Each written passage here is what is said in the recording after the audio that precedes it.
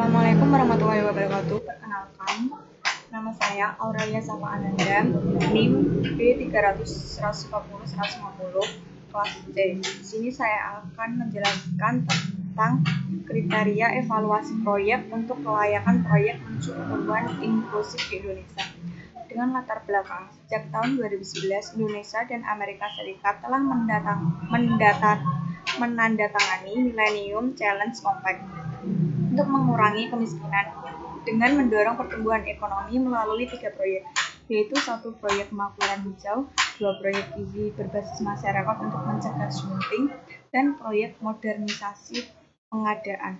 Dalam hal pengadaan proyek, The Green Prosperity memiliki pendanaan proyek sebesar 55,33% dari total proyek. Proyek ini berfokus pada penanganan prioritas pembangunan penting untuk meningkatkan akses ke energi bersih di daerah perdesaan dan meningkatkan pengelolaan aset alam. GP terdiri dari area sub-proyek seperti kegiatan perencanaan penggunaan lahan partisipatif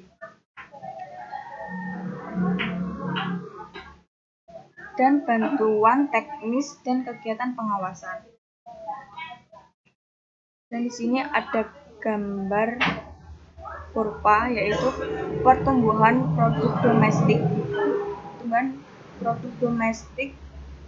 bruto dalam persen, jumlah produk miskin dalam juta, dan rasio Gini dalam persen di Indonesia periode 2002 sampai 2014. Meskipun penduduk miskin menurun dari waktu ke waktu, pada pertumbuhan ekonomi tersebut tumbuh stabil sekitar 4-6% di Indonesia, masih memiliki 28,17 juta penduduk adalah penduduk miskin dengan kehidupan kurang dari $2 per hari. Di sisi lain, ketimpangan meningkat dari 33% pada tahun 2002 menjadi 42% pada tahun 2014, yang artinya pertumbuhan ekonomi di Indonesia lebih menguntungkan bagi masyarakat kaya daripada masyarakat miskin. Meskipun pertumbuhan ekonomi membaik, perkembangan ekonomi di Indonesia telah dikaitkan dengan tingkat kerusakan lingkungan. Dengan meningkatnya laju deforestasi yang diakibatkan oleh peningkatan emisi karbon.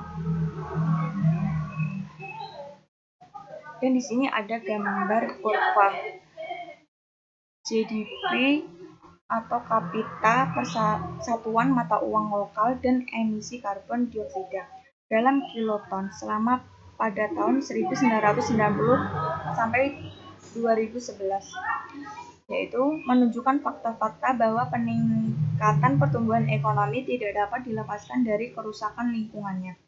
Bagaimana itu terkait antara pertumbuhan ekonomi, lingkungan, dan kemiskinannya.